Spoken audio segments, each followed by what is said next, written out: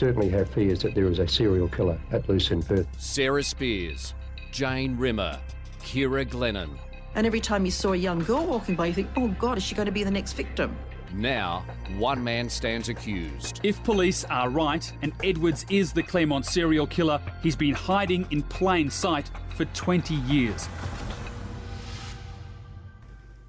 55 days after Jane Rimmer disappeared, her body was discovered by a woman picking flowers. Soon after, on the same stretch of road, two people on horses came across a knife. I'm Natalie Bonjolo in the studio today with Tim Clark and Alison Fan. Hello. Hi guys. Hello. I think today was quite poignant in a way because you learned that upon making this discovery, the woman didn't want to leave Jane's body.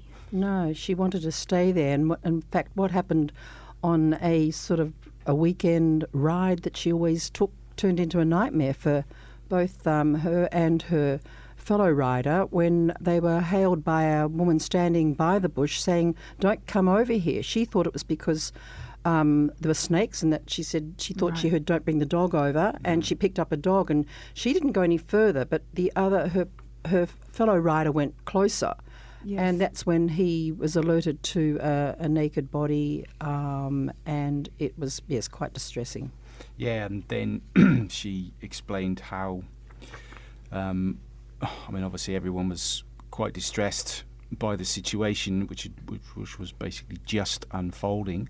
Her riding partner had gone off, and the husband of the lady who'd actually discovered Jane's body had also gone to the riding stables to basically call for help, to alert the police.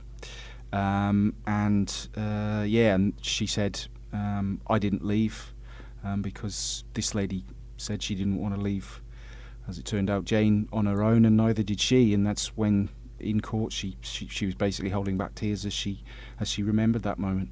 Yeah, I mean, it's such a horrific moment, and I guess you can't imagine it if it's never happened to you, but, it's one of those things, I suppose, that would have been playing on these people's minds for decades. Yeah, it's not something you'd remember fondly or forget at all, I wouldn't have thought. And the lady who was, as you mentioned, the lady who did actually find Jane's body was picking flowers. It was quite a bizarre little situation. She was driving up that dirt road with her family in a car. A rooster had run out, or a chicken had run out in front of the road. They'd stopped because the kids in the car wanted to chase the rooster, which they did. And then she'd noticed these arum lilies or death lilies on the side of the road, and had gone in to basically pick one or two, and then had seen a really big one just a little way along. And she went into the scrub, the bush, to pick that one, and that's when she made the discovery. There was also another interesting point too, where she said they were riding along and they saw a knife on the side of the road. Yeah, well, that was a bit weird because the lady who actually gave evidence today couldn't actually remember what the item that her and her riding partner had found. She remembered it was an item of significance, but couldn't actually solidly remember it being a knife. Her riding partner, whose evidence was read in today, did remember that it was a knife that they'd found, but she could not she had no positive recollection of that. And the riding partner whose statement was read in, did he describe this knife, what it looked like? At the time he did. Yeah, briefly in the statement. He's still with us, is he? No, we understand that is why his evidence was read in. So there were two statements read, a handwritten one, which is obviously done very shortly after, which just described how they had come across the scene with the body. And then later on, he basically told police about this knife that they discovered. Yes, this chap has passed away, which is why the evidence was read in today, and obviously couldn't be called to give evidence in person, but his riding partner was this lady, that Miss Bell, who gave evidence this morning, and she couldn't positively remember whether it was a knife or not. So the evidence is in there, but it's all a little bit vague. How far away did she say, or was she asked, how far away the body was from where they had seen this knife? Just a few steps. They said when they got there it was just a few steps into the bushland. She described it as very dense. They didn't think it could be seen from the road, but it was quite close to the road. just a matter of metres. And the knife distance, that was something that was also a little bit vague. She had a very clear recollection of the route that they'd taken on the ride, so clear, in fact, that she'd made her own map. But when asked how far down this particular road, Walcott and Miller Road, the knife was away, she once again, she couldn't really say, but she definitely could remember that they'd found it before, that they'd come across the scene with the body. But the distance away in metres, she couldn't really say, but it was certainly close enough to be on the same road as Jane's remains were discovered. We certainly got more information from the statement that was read from the man who's now died, the witness who's now died, Stephen. He was the actual one who followed through, went to the body, and had described the knife as a wooden pocket. Yeah, so it was a wooden-handled pocket knife, and we've actually seen a picture of it during the opening and a little bit of a description. But it was a wooden-handled pocket knife. Is that good condition, or is that the one that's been described as a Telstra one? Yes. So there were either Telstra markings on it, or it's certainly distinctive to Telstra. Sorry, now what was your question? And it was in good condition. Yeah, it wasn't like a rusted. No, it wasn't rusted. It wasn't embedded in the grass or the shrub or anything. It was prominent enough that both these people were actually on horseback and they spotted it, and it was also strange enough in that scenario, in that setting, to for them to stop and basically pick it up. I think we might hear more about that when the forensic I'm sure evidence is given. Yeah, I'm sure we will. The woman who gave her evidence today, did she go to the body with the other lady, or not? No, she stayed back. She didn't want to go near it, did she? Oh, that's the impression. Yeah, she didn't say that in in so many words, but that's the impression that she gave. So her riding partner actually went in to basically confirm or check on what this other lady who's yet to give evidence had told them that she'd found. And I mean, he went in and came out pretty quickly and basically confirmed. And then they went back and called police almost straight away. Yeah. And was she cross-examined today? Yeah, briefly, but mainly about the distance away that the knife was. Right. But not in any great detail. I don't think there's any argument about how the body was discovered, or I mean the only real thing was whether anyone had touched the remains. You would thought from a defence point of view. But was she asked that question? Because she didn't go in, she sort of wasn't. She was asked whether she'd seen her riding partner, and whether he'd lent in or how close he got to the body. But she said, "Look, I could see him go in and I could see him come out, but that was really all I could see and all I could remember." I remember in one of the statements he said nobody touched anything. They went in, they never touched anything, and they came straight back out. I guess that was from Steve's statement, the partner. Okay, well, let's move forward to March 1997. Now, yesterday we heard about Ciara's last night, and of course that fateful decision to go to Claremont with work colleagues. But today you heard from a witness who may very well have been the last person to see her alive. Well, certainly one of them, as we've alluded to before. There were numerous sightings after Ciara left the hotel. There were numerous sightings by numerous people of her on the street, and the witness today, Karen Mabbott, she was one of those, and it was an interesting sighting as well, wasn't it, Ali? Yeah, because she was a little bit, when she was cross-examined, she was a little bit confused about where exactly everything was. But she did say that she saw Ciara, or someone who very much was described as Ciara, walking towards her as she was driving home. She'd been to a progressive dinner from that very, very wealthy area in Peppermint Grove. Remember those? They were very popular back in the 90s, progressive dinners. And although she did insist she hadn't been drinking, so she was very clear about what she saw. And she also referred to seeing this man or car on her left-hand side as she was driving down, which she was questioned on later and said she was shown photographs by police, but it was of Lance Williams, the public servant, who was Yeah. under a very, very long investigation. Yeah, that was probably the most interesting part of the testimony evidence today. Was she's seen this girl that was very much like Ciara, wearing the same outfit, same type of hair, same height, Same time. And this is around midnight? just after midnight. Yep. On the night. So we've established via CCTV and another witness today two witnesses today actually, that she'd left about closing time, just after 10 past 12, and it sounds like she's walking towards Mosman Park. This lady's seen a person very much like her, and then very shortly after, in a side street but off the main road, she's seen a car, and a gentleman stood behind this car, and she made once her witness statement was taken, she made it clear to the police that she had seen a figure, but for whatever reason that wasn't included in the first witness statement. And then 2 years later, the police went back to her, by the sounds of it, with a photo board, an old school photo board, a series of photographs. And from what she said in sworn testimony today, one of those photos was Lance Williams, who we've discussed several times over the podcast, who basically was the prime suspect for many, many years, and a very strong focus of the macro investigation.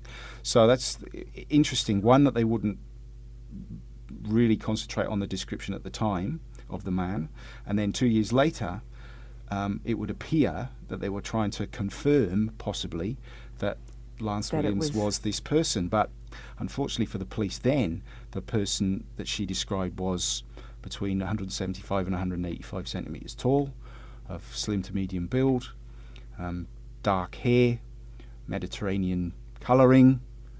Are we getting the possible Well, it certainly wasn't similarity Lance to Williams, was it? someone No. that we now No. are concentrating on a little bit more? Yeah, And it's Lance, I mean, how would you describe not, Lance Williams? Not like Alan? that, not like that at all. But this must be all terribly harrowing for Dennis Glennon, and Ciara's sister is sitting right behind me, actually, in the court, listening to these last movements and thinking, what if, because she was going to go home, then she hummed and harped about going to the police in the first thing, and here are her lawyer friends who are now managing partners and so forth, 23 years on, describing how they persuaded her to go into the Conti after yet she was tired and wanting to go home, and you can't help thinking, What if? What are they thinking? Yeah. Very disturbing.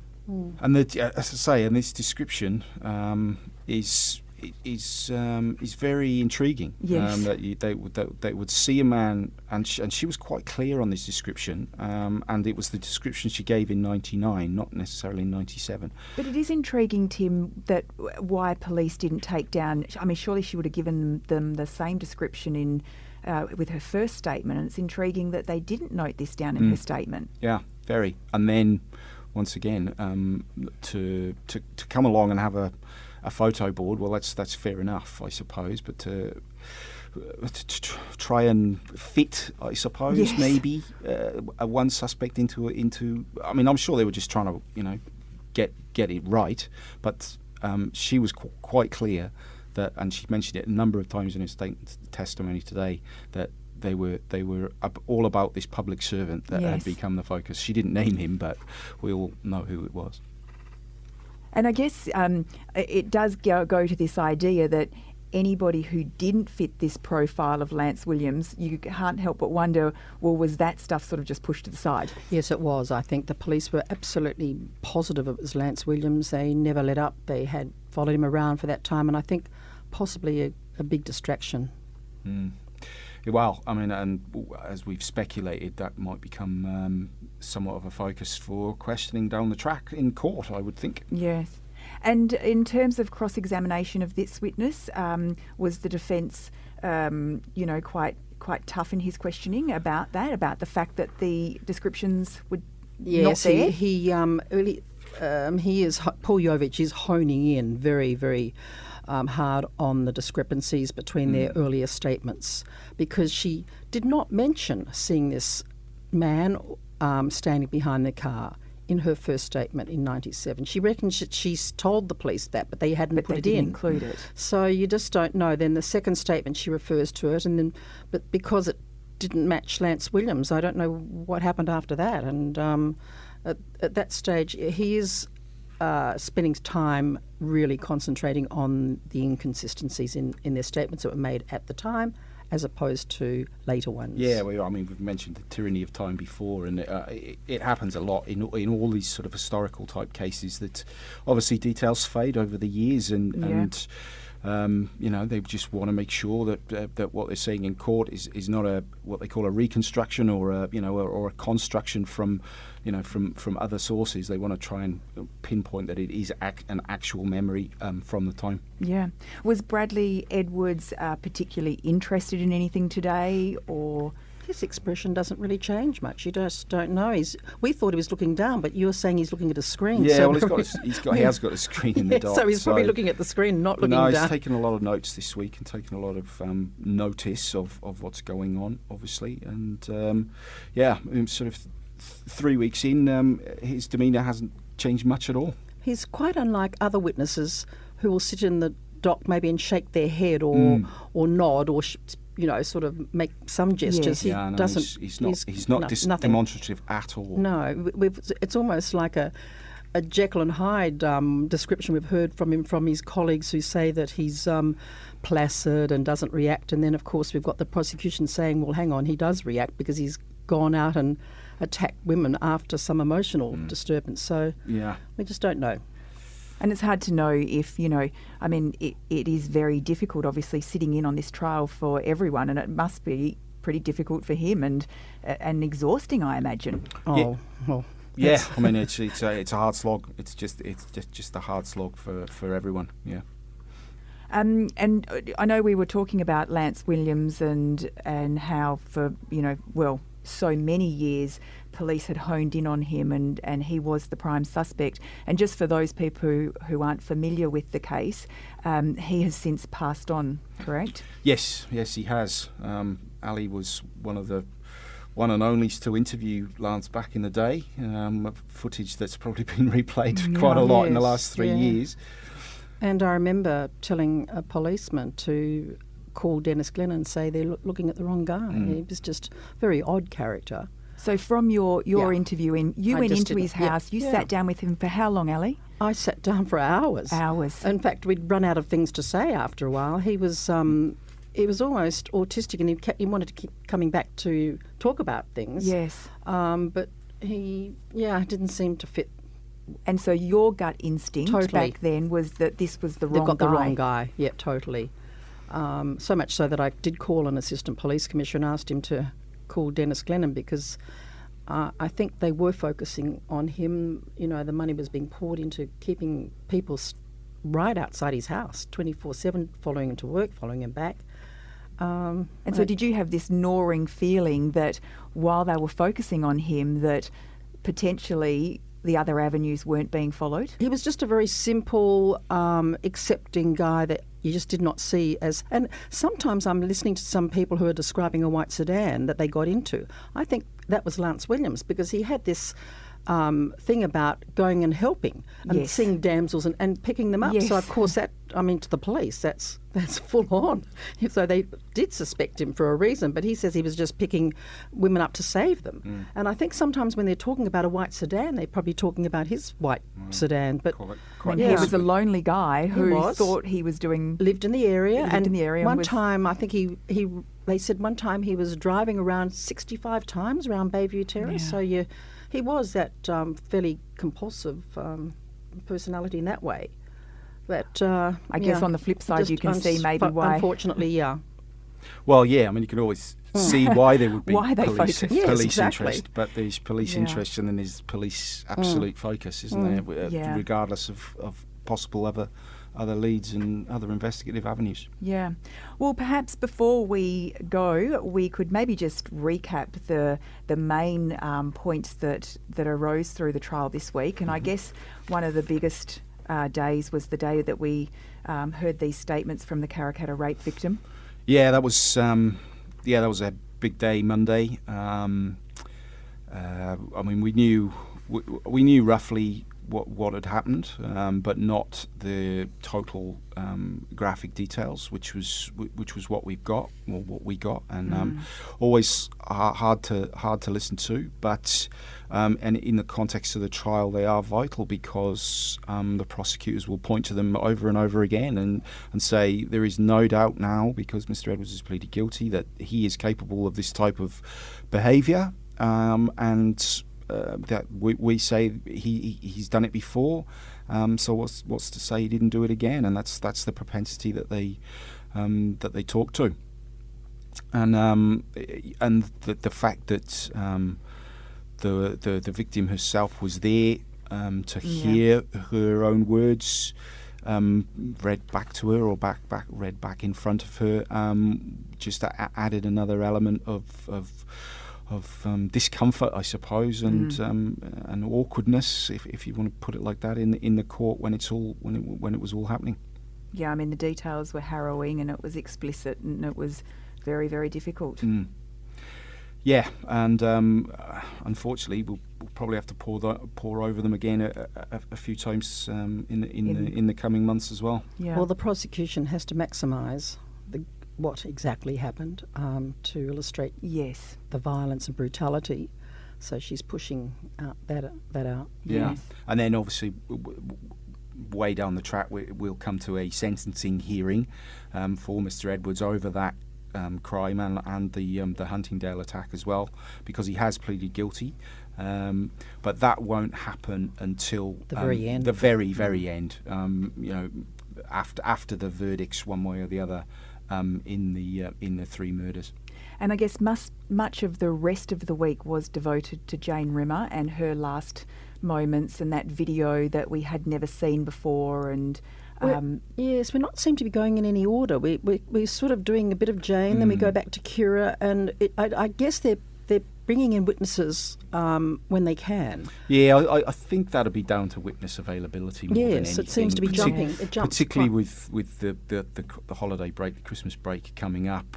I think they're quite keen to get as many witnesses in before the Christmas break, because as we heard yesterday, if they can get all the civilian witnesses out of the way, then they're going to go on to more forensic matters after Christmas. So it is jumping around a little bit because they're all over the place. We're hearing from people from the east, from overseas, and yes, we don't know. Until the day who's coming up, so we just got to wait for the date to come up, and we realise we're talking either about Jane Rimmer or Ciara Glennon or Sarah even. Although I do feel that this week a lot of the pieces tied together with Jane Rimmer, for instance. You saw the footage, you heard from the people who had seen her that night. We heard about the woman today who found her body. We heard about the people who were woken up by the screams. And so when you're putting all that together, you really then do paint a picture of those 12 hours, I guess. Yeah, I mean, you're right, Nat. I mean, the rest of the week was basically taken up with Jane and Ciara's last evenings, and in some ways they were so similar. The fact that they'd gone out for drinks, not prearranged. It was a little bit, loosey goosey. Shall I go? Shall I? Where will I go? We'll get a cab here. We'll go for more drinks there. But I mean, they both ended up at the Continental Hotel on a weekend evening, late, with friends that they've then decided to leave, ended up outside the hotel or very close to the hotel on their own, and then vanished. So, drawing the comparisons, in the detail that we've gone through them this week, you could see why it was immediately apparent, even way back in the day, that this can't be a coincidence. This can't be just two random events. There's something tying these two young women together. Yeah. All right, well, I think we might have time for just a couple of questions. Ali, we've got one that's come through for you from a fellow all the way from Chicago, Lethem Burns. Thank you for listening. He wants to know, as a journalist who knows almost everyone in Perth during the mid-1990s, did you have any indication from the Continental Hotel and Club Bayview owners on how abductions were impacting their business, and how willing were they, I guess, at the time to cooperate with investigations? Well, I know Lethem Burns because, like my two sons, they were clubbing in the area all the time, and a lot of them didn't take much notice of what was going on. Being the age they were, they're invincible, you know. And we still had girls wandering down the street with their shoes off, looking for rides at that time. But John Sankin, who owned both places at the time, was very seriously helping everybody. Yes. Didn't they put a reward up at some stage? I One think of the so. hotels Yeah. themselves? Oh, the hotel did. Yeah. One of the- But for everybody else, we've gone over this, and somebody said, "Why is the gallery so packed today? They're treating it a bit like a social event." I said, "No, they're not. These are people from that entire area. I live in the area, and it just gripped everybody." And even if you didn't live in the area, though, you went there. Well, you might have gone there. I certainly wasn't there, but yeah, my kids were there and their girlfriends were there, and that's why the interest. Because also, so many of them who drove white cars were stopped. Yep. Yes. Just about everyone you knew who drove a white van, so the police did know the white van. And I don't want to keep harping on this Telstra thing, but Yes. if they just mentioned that, it might have been a bit of help. But Well, the listeners are everyone also was stopped. harping on about it. That it's a I'm lot of sure the they feedback, are. and people are very, very miffed about this. That this information they was not might be, revealed. because I'm sure the taxi drivers were miffed because everyone was too scared to get into a taxi as well, and wouldn't get in without 2 or 3 others. Well, you had to, you were 25 or 26 years old and you were calling your mum at 2 a.m. because you didn't want to catch a cab. Yes, and mums were getting up at 2 a.m. and mums going were and getting picking them up. Tim, we've got a question for you. We've got several questions or several listeners who want to know if Edwards will take the stand, and do we know if he will? We don't know, and basically we won't know until the prosecution case is all done and dusted, which is many months in the future. He doesn't have to, obviously, because as we've discussed with both Damien and Tom this week, he doesn't have to prove anything, and he's innocent until proven guilty, or if until proven guilty. So we don't know. Is the first question whether he will? I mean, that is the $64 million question. If you had a hunch? The other lawyers not involved in the case that I've spoken to have said they think he might, and they think he could. But I mean, it's pure speculation, and as you say, but based on the mere fact that he doesn't have to prove anything, maybe he won't. Because And it's not a jury trial, is it, Tim? No, So but what you are doing if you choose to give evidence in your own defence is opening yourself up to cross-examination. Yes. And obviously that would be rigorous, lengthy, pointed. I'm pretty sure sometimes it would be heated, because Carmel Barbagallo and her other barristers on behalf of the state would be tasked with asking the questions that the whole state want answers to, and they would ask them and ask them and ask them. So, look, it's a very long answer to a short question. We don't know.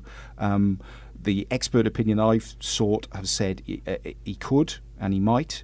But we won't know until the defence starts, which is many months in the future. I think they'd have to find some more overflow courtrooms, wouldn't they? Yeah, they probably have to open up Court 2 again and do streaming, because that is something that a lot of people would want to see if it did happen. Because this is still drawing a lot of people today. Even more This week the gallery did seem to get a little bit busier. Have you noticed they put a sign down below saying courtroom 72 full? Mm-hmm. That's so they haven't got they haven't got queues outside, and they want to direct them towards the overflow courts that have been set up. Well, it has been a very big 3 weeks, and you two probably are feeling a little bit battle weary after the hard yards. It's been very intense. You're coping. No, I don't think it's going to get any less intense, to be honest. No. And particularly, unfortunately, we're now getting towards the point where both girls' bodies were discovered, and that's always and always was going to be quite harrowing to hear. So, but that's the job, to bring it to as many people as we can, and hopefully we continue to do so on the podcast and on the other outlets. Well, thank you both for your time again, you, as Nat. always. And thanks to all of you, the listeners, who are sending us lots of questions, lots of feedback. Please keep sending them through. We are at claremontpodcast@wanews.com.au. And we look forward to having you back on Monday for week 4. And that will be the final week before court breaks for Christmas. So we will chat to you Monday for day 16. This podcast was hosted by Natalie Bongiorlo, produced by Kate Ryan and Alicia Preedy, and recorded in the studios of 7 West Media. Audio files were provided from the archives of the 7 Network and the West Australian. Sign up for daily emails and all the latest on the Claremont trial at thewest.com.au. Enjoying this podcast? If the story behind the headline matters to you, then you can count on thewest.com.au to deliver. For more on Claremont the trial, follow the live blog, watch the nightly news updates, and sign up for daily email updates at thewest.com.au. Subscribe now for just $1 a day at thewest.com.au.